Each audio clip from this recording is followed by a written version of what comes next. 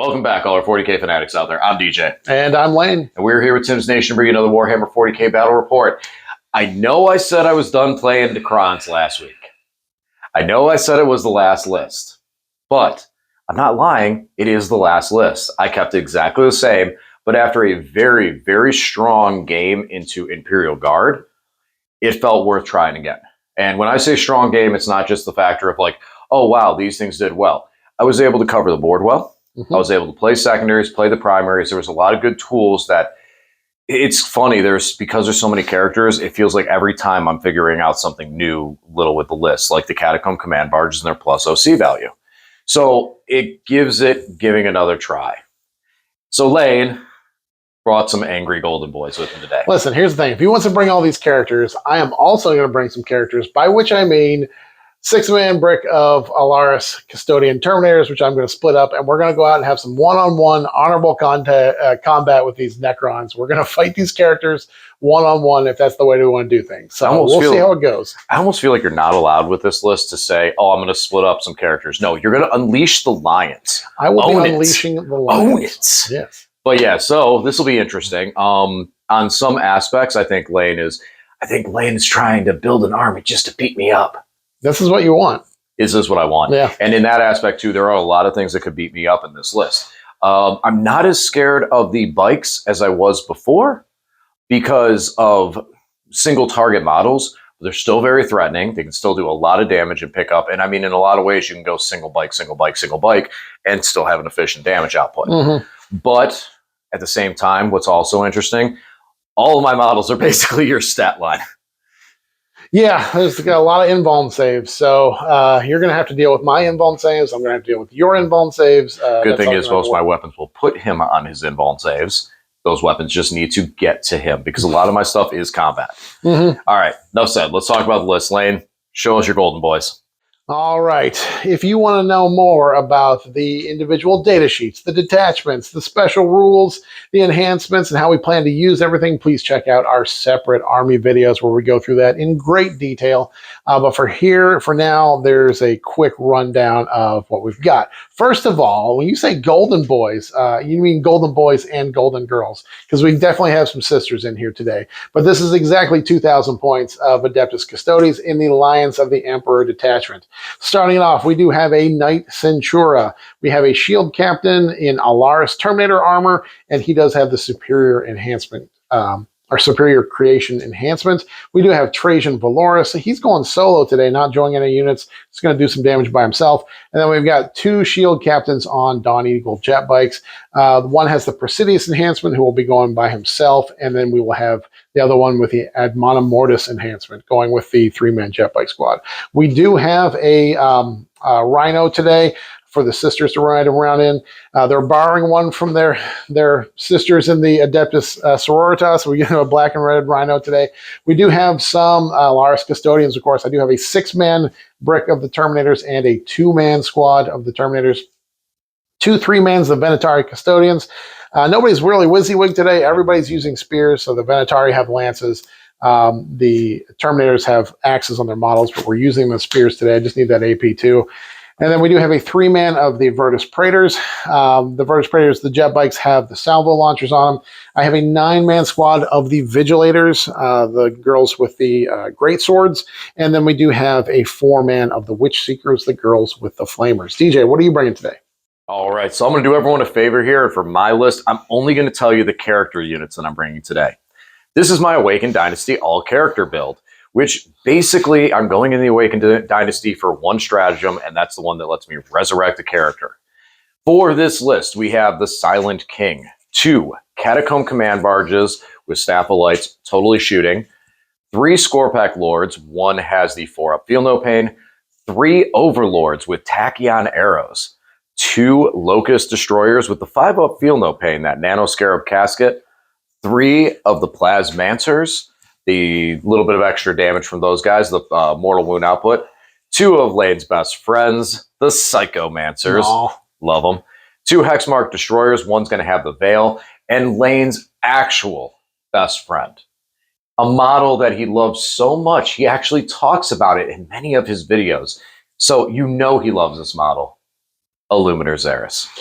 Yeah, you give me a lot of things to hate in this list. really is. Hopefully today we actually get to do something about that. Have a little bit of righteous vengeance for our fallen brethren in the Imperial Guard. I think if I do actually play this thing in a tournament, you just name the list. I think the name of the list is going to be Lane hates this. Yeah, that's it. Just Lane Lane's hates least this. favorite Necrons. So, like we talked a lot about what we think our factions and armies can do into each other into this matchup. So that's going to be interesting alone. Your defense is high, your damage is high. My toughness is equal to yours, so we're playing into kind of that almost a mirror match type of effect with it. How much do you outnumber me by? Well, if I break out both the Terminator squads, I will at that point have 18 separate units. 18. So I still have more units.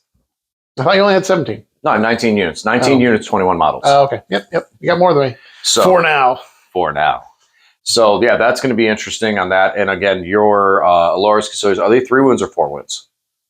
No, the Terminators are 4 wounds. They're 4 wounds. Toughness 7, okay. 4 wounds. So one thing that's nice, my score packs do hit kind of hard, but you have a lot of things that neutralize that 3 damage. So I was curious about that. Mm-hmm. All right, let's get into it. Lane, out or even? Even. Oh, we got there. Oh, it barely did. It made it on camera. All right, so it's even. Lane, will you be deploying do you want to deploy first or second? I guess I'll have you drop first because you don't have any infiltrators or scouts, right? Nope. I just have deep strikes. Deep strikes. All right. That's everything. We'll be back after deployment. Lane, talk to us about what we are doing here today. Oh, we are playing the glorious game of Warhammer 40,000. Our deployment today is Dawn of War. Our primary mission is Scorched Earth, so we get 5 points for each objective we hold, up to 10 points per battle round. And then if we burn an objective in no man's land, we get an extra 5 points for that. And if we burn our opponent's deployment zone objective, we get 10 points for that. And then our mission rule is Inspired Leadership. It's ridiculous, so I'm just going to read it. While a player's warlord is not within their deployment zone, each time a unit from that player's army takes a battle shock test, if that player's warlord is within 9 inches and visible to that unit, add 1 to the test. Chances are we're probably going to forget that, but we will try our best not to. So as far as deployment is concerned, I have 2 the hex marks are both in Deep Strike, starting out there for secondary game purposes. And then we got Scorepack Lord, Locust Lord, and Scorepack Lord with 4-up Feel No Pain, all starting over on this side. Xeris is hanging out over here, getting his lone op buff. So you have a couple of 4 characters right there that can go run up on this objective. We got our Catacombs positioned to go either way to be able to hit things with their resurrection orbs, but just far enough back that Lane doesn't want to pop out and try and shoot them. 2 Psychomancers back here to battle shock things on objective markers. We're not going to battle shock at all. The 3 Plasmancers are on the bottom floor to move out and be able to do damage from there, as well as Illuminators there. I'm sorry, 3 Overlords and Zarek the Silent King. We do have 1 Scorepack Lord hanging out here by himself. He can go after either objective marker. If Lane puts nothing over here, we can just go take it. And if he starts putting too much there that I don't like it, then we can just waddle over here in the middle. Because, yeah, in my mind, Scorepack Lords waddle when they're not running and charging across the field. All right, Lane, what are you doing? So in Deep Strike, I do have my 2 3-mans of Venatari, and I have the solo Trajan Valoris in reserve as well. He, of course, does have Deep Strike, as do almost all Custodians. Over here, we've got the Sisters Vigilators, led by the Knight Centurion in the Sisters Rhino. We have the solo captain out here. He has the enhancement that gives him lone op, so he can't be shot unless you're within 12 inches of him. Jet bikes here ready to move out. The 6-man Terminator break here ready to disperse and to unleash the lions. And then the Witch Seekers here, they do have a scout move, so I can move them someplace a little more safe if I need to. And then finally, the 2-man Terminator squad with the Terminator captain here, ready to uppy downy. What's funny was I told Lane when I was deploying, I was trying to figure things out. And obviously I burned his deployments really quickly because when I dropped these 3 Plasmancers first, that was 3 drops that he had to meet back with. Then I put the 3 Overlords down. And so he's like, okay, well, I basically have to deploy my whole army. Funny thing is, he does have Terminators here and here, but basically that's his deployment I have to think about. Because those Terminators can go wherever they want, plus those things in Deep Strike. So that kind of gave me where I was going to go with all these things. So hopefully I made the right choices, especially hanging the score pack out there by himself. And yeah, so Lane, first or second on this one, buddy? Oh, I always want to go second when I've got rapid ingress abilities here. It's just a little juicier when you're going second. Yeah, I feel it. Second would be nice as well. No. Hey, looks like I get to go second. So Lane's going first. You do have a scout move, correct? Yep. And what are you doing with that? I'm just going to scout those girls forward a little bit in case I get area denial or something. All right. And Lane's going to finish that up. The only thing left to do is say, it's time to play the game. As tempting as it is, I am not taking fixed secondaries today. I probably could do that, but yeah, we're just going to use the actual tacticals. So we got Secure No Man's Land and Extend Battle Lines. Pretty good for turn one, though I didn't want to expose too much right away, so I am putting the girls forward here to give me both Extend and Secure on one. I'm not going to get on this other objective because I'll just lose whatever goes out there. I don't want to lose it quite yet. So that's it. And my command phase, I did spend a CP to unleash these lions. So now they are free to disperse and go about as 6 individual one-man Terminator units. Yep, that's it for my turn. Decent score on secondaries for turn 1, 4-7, and we'll move on to DJ. All right, so in my turn, I got Established Locus and Sabotage. So we're probably just going to pitch Established Locus for a command point, especially since we did not get anything to center. Otherwise, yeah, so we did the movement and shooting phase together because the shooting phase was very minor. These guys moved up. They're ready to try and mount a charge onto this here Rhino, while Xeris is back here sabotaging. Catacombs advanced up, so if I do happen to make a charge with him, I do have a Catacomb to hold the objective because, you know, the whole base rule stuff. Over here, no one moved. The Overlords fell back just so that when Lane starts deep striking stuff in, they're not easy targets to do splash damage onto with their range attacks, which I would rather not as easy targets. And the King used his artillery to shoot at these girls in the middle and take one out. 9 wounds, and then Lane just spiked the 3 ups. I wasn't expecting to take them all out, but I figured I'd do better than 1. This guy moved up. He actually is within charge distance, so we'll try and stick a charge with him.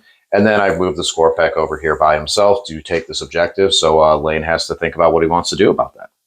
All right, so we'd finished up the shooting. Now it's just some charge and fighting. So we played this right. The dice said no. We made charges with all 3. We did impact damage with both of them. And we only did 2 mortal wounds, which Lane preemptively just tossed 2 dice and said, nope, 3 up, feel no pains for mortals. And then we fought. He whiffed.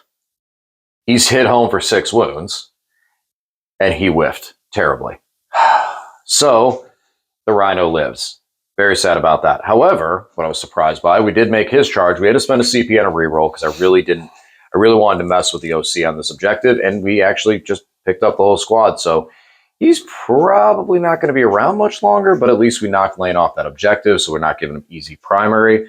And as mentioned, we will pitch Established Locus and kick it over to Lane and his turn 2. So for my turn 2, I pulled Defense Stronghold and Containment. So I did at the end of DJ's turn, uppy downy this squad here, the 2 Terminators with the Terminator Captain, and I have to uppy downy 2 of the Unleashed Terminators here. Perfect for containing. So I did move the Lone Op Captain up here to deal with this guy. These jet bikes pushed forward to do a little shooting, probably some charging here. Girls disembarked, and then the Rhino moved over him. I did pass the battle shock with the Rhino. The Rhino does heal 1 wound. The girls are ready to charge in here and do some whooping and walloping, as DJ might say. And then for the deep strikes, the Terminator Captain and his 2 guys dropped in here so they can shoot at this guy and make a charge if we need to. These 2 guys dropped in here. They are going to be containing for me. This one will contain to this table edge. This one will contain to this table edge and get some points. That's it. Let's do a little shooting, see what happens. So shooting, 2 jet bikes can see this guy. So we shot him. I got 2 through with the salvo launchers. Did 11 damage, but DJ rolled pretty decent on the feel no pain, so he's down to 3 wounds there. 2 went into the Catacomb Command Barge, because not everybody can see this guy. No damage done there. Scraped 1 wound off this guy with the salvo launcher, and I think scraped 1 wound off this guy. Yep. From there. So it's gonna rely on the charges, guys, but that That's what the Custodes are here to do. So let's see if we make some charges. All right, so we moved in here, killed this guy. DJ spent the CP to bring him back. I did move away with these guys at the end. The captain failed to kill this guy. I did move away with the captain at the end. He did 4 damage to the captain, so the Feel No Pains combined with the invulns on... He's got 4 characters, the 4-up invulns and 4-up Feel No Pains. 2 with a 4-up invuln, 2 with a 5-up Feel No Pains. So really hard to deal with. And then we did wipe this guy here. DJ had already spent the CP to bring a guy back. So these guys are killed him, actually killed him.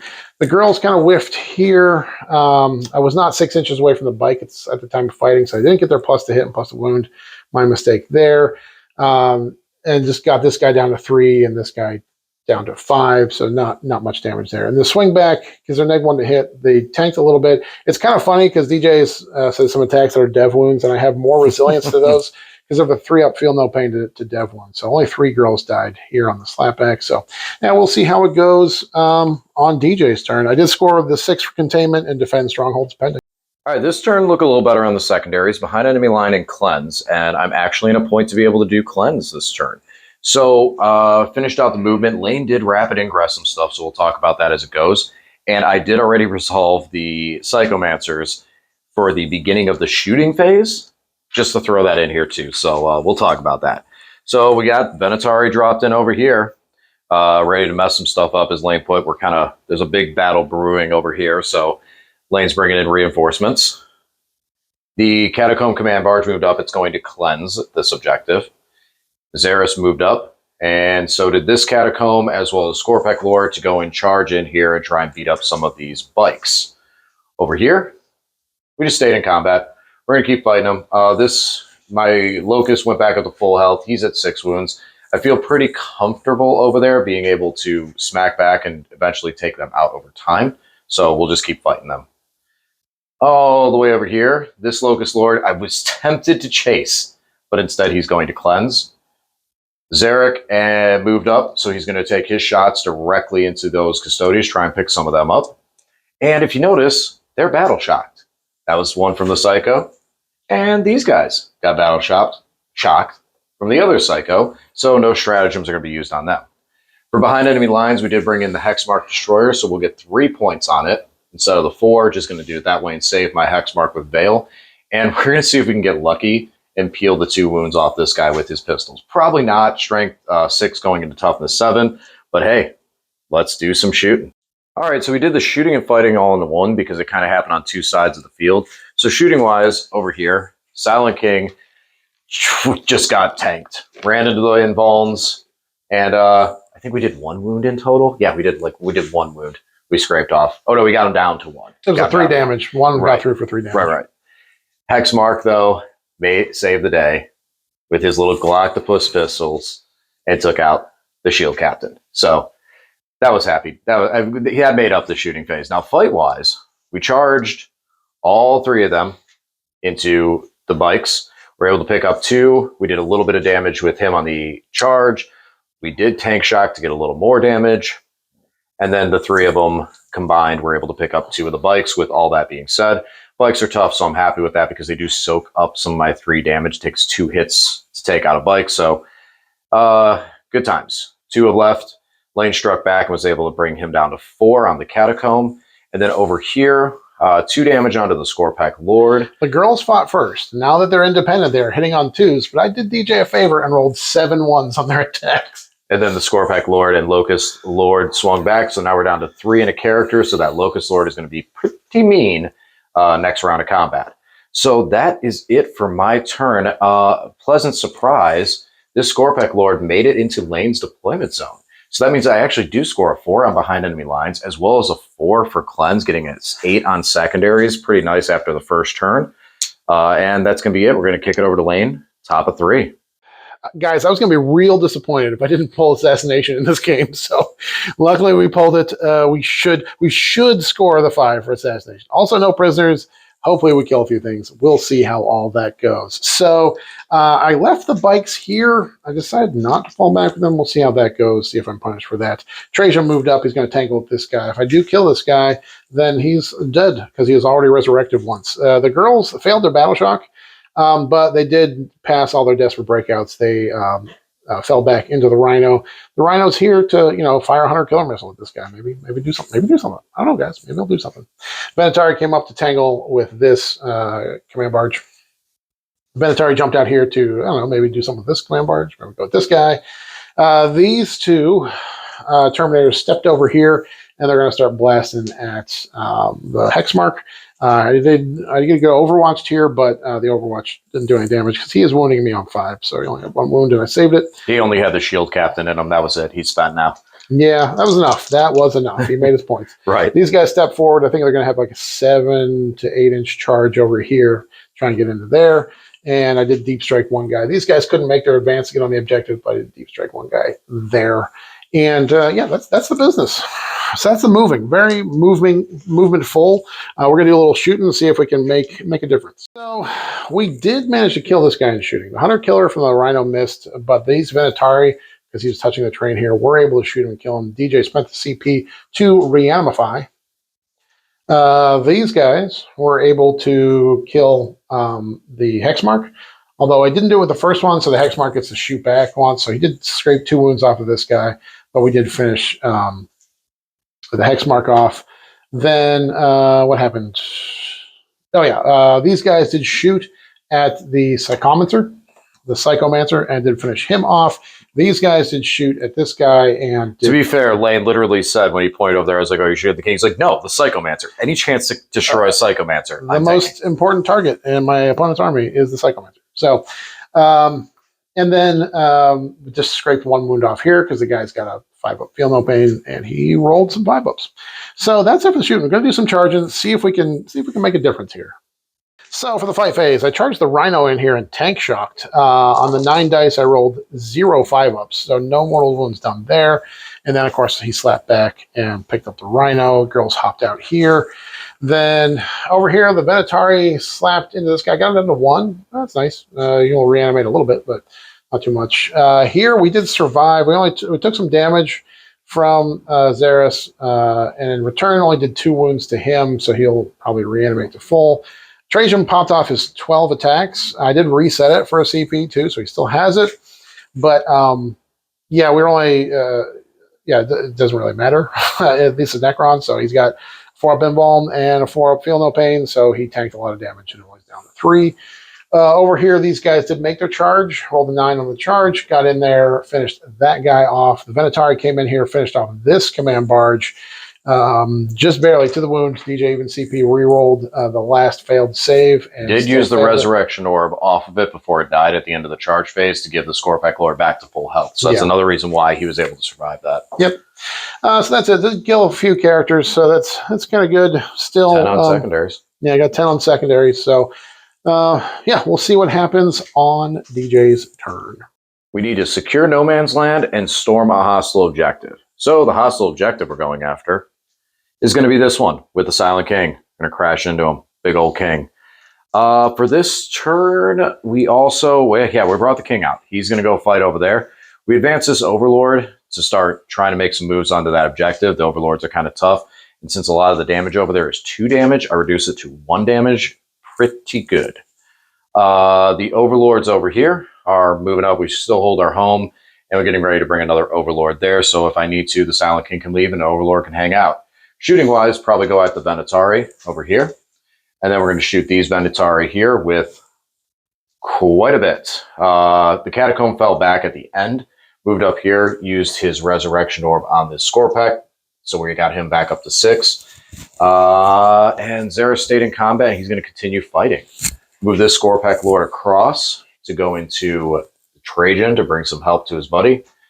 And then the Hexmark came down over here. This one has Veil, so I can pick him back up. And he's within range to shoot at these girls back here. Ignore and cover, so maybe pick them up.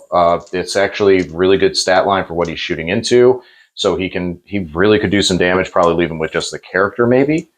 And then the Locust Lord is ready to go either way. If we're able to shoot the Venatari down, charge over in there. If we need to, we charge in here. As long as we get them below 50%, we could pick those guys off. So a lot to do this turn, a lot of work to do. Dice be with me. Let's do some shooting.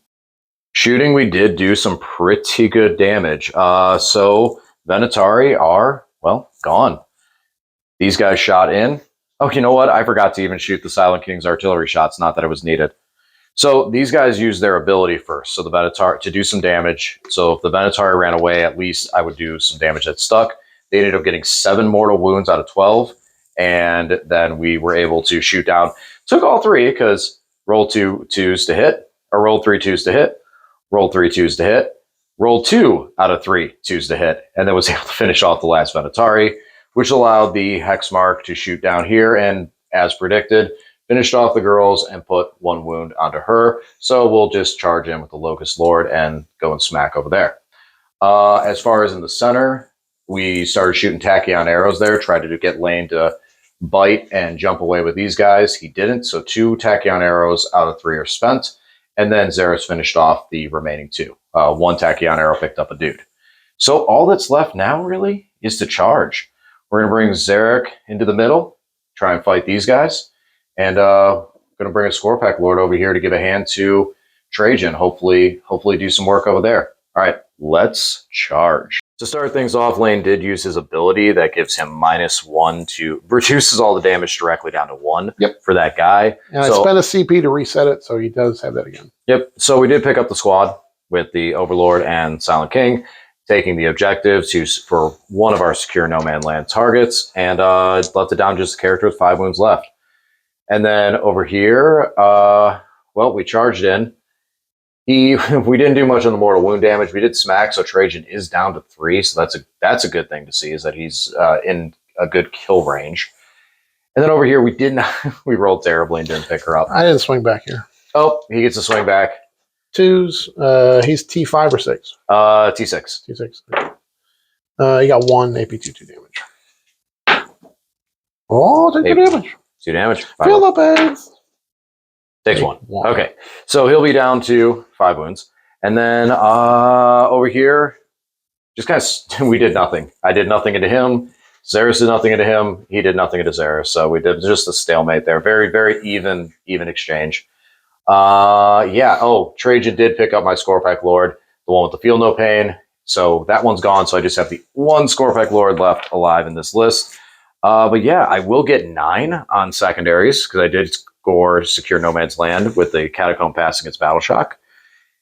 And I will also score, what was my other secondary that I was working for? Oh, Overwhelming Force, because I took this objective from Lane, and as well as that one too. Storm hostile objective. You always mix this up. You stormed a hospital. I stormed a hostile objective. Yes. One day I'll get these job. Right, and it'll be the day right when we switch over to different secondaries. All right, over to Lane.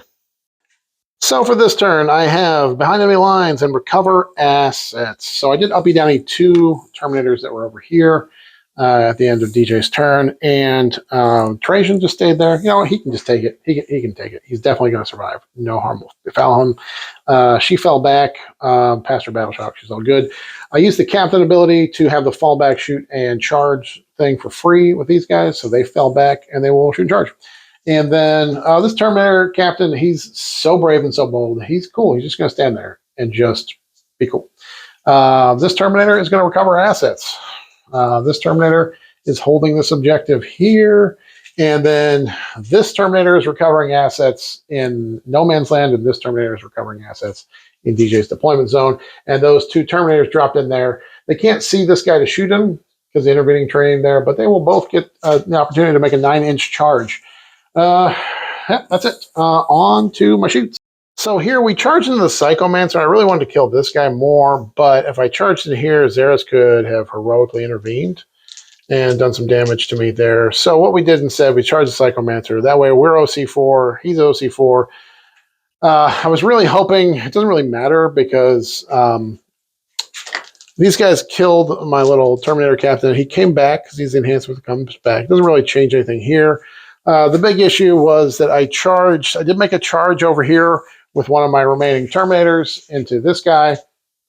You made 5 6 saves. Something like 4 that. up involves. And then reduce damage by 1. They reduces damage by 1. So, and then he killed me in return. So I was trying to steal his deployment zone objective, but just didn't work out. So, but we just, yeah, so not a whole lot there DJ's still going to score 10 on primaries because he got the middle in his home field. But we did get behind enemy lines for 2, so we got 4 points there. And then we were recovering assets in 3 zones. On to DJ. Engaging on all fronts and assassinate is what we're going to be doing this turn. So I have a feeling that this is just the best play for assassinate. Just finish her off. 1 wound left. I get all my rerolls. Of course, devastating wounds. She has the 3 upfield, no pain into that. She sure does. I'd rather just make you make saves. Does she have an invuln? Probably. She's a character. Okay. So this Scorpec Lord moved up. He's got an 8-inch, 7 or 8-inch charge, I think, onto this. This guy was an 8. Okay, over into that guy. Worth a shot. He's at full health. Xeris is also back to full health. This Catacomb, I use the strat to make it auto pass battle shock. And then move over here so we can bring these guys in on the charge. We can do some shooting over here, all that crazy stuff. And then we also just left these guys sit still. I didn't want to accidentally get overwatched and lose one of them. And they got their mortal wounds they can do in there and at least try and finish off the last bike. This Overlord, he stayed back. He stayed back. If Lane wants to come play, you can show him what he did to his buddy. And then we're going to get ready over here to finish off this row. Actually, we're going to leave the king back over here because I want to keep him in 6 inches of this dude, just in case you do decide to get brave. It works out well because all we're going to do is shoot, finish him off. Overlord can charge if need be.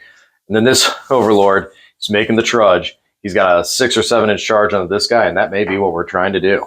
So, and then also to finish off engage, we did use the Veil to fix up this hex mark, drop down over here. We do have 18-inch range on this guy. We could pick on him. So we'll see. Lane has a command point, so that matters for he could move something away when I shoot it. So some target priority is going to matter into this shooting phase. All right, let's do some shooting. Wrapping up the shooting phase, we did quite a bit of work. Plasmancers, once again, did a heavy amount of damage, took out the last Venatari, and left the captain with 3 wounds for Xeris to then shoot and finish off with his 3 damage shots. And then what else did we do?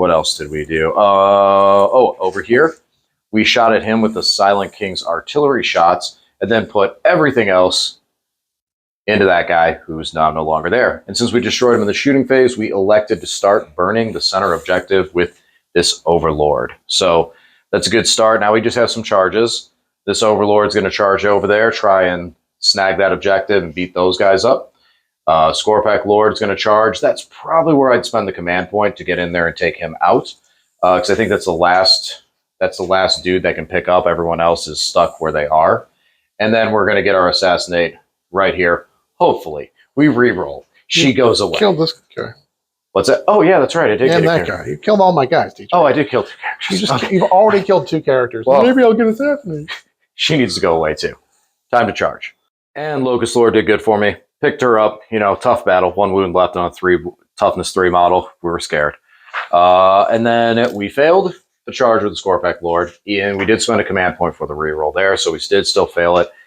And then over here, the Overlord made his charge and picked off that 1 Custodes right there.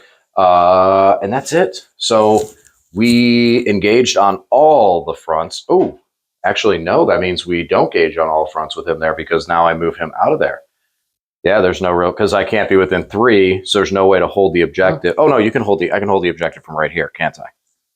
Yeah, for engage, you're good. You just can't be within 6 of the middle. Oh, that's right. They changed that. They changed that. I forgot. Yep. So I do still get engaged.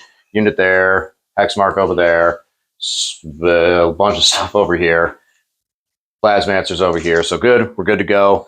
And then we will get the assassinate. So good 9 points on secondary. And we started burning an objective. Send it over to Lane in his turn 5. Last turn, I pulled Established Locust and Cleanse. I can't really cleanse. I don't actually need to. Because with the 1 Established Locust in DJ's deployment zone, it actually does cap me out on secondary. So we did really well on secondaries this game. Got 40. It's primaries where we got shut down a little bit.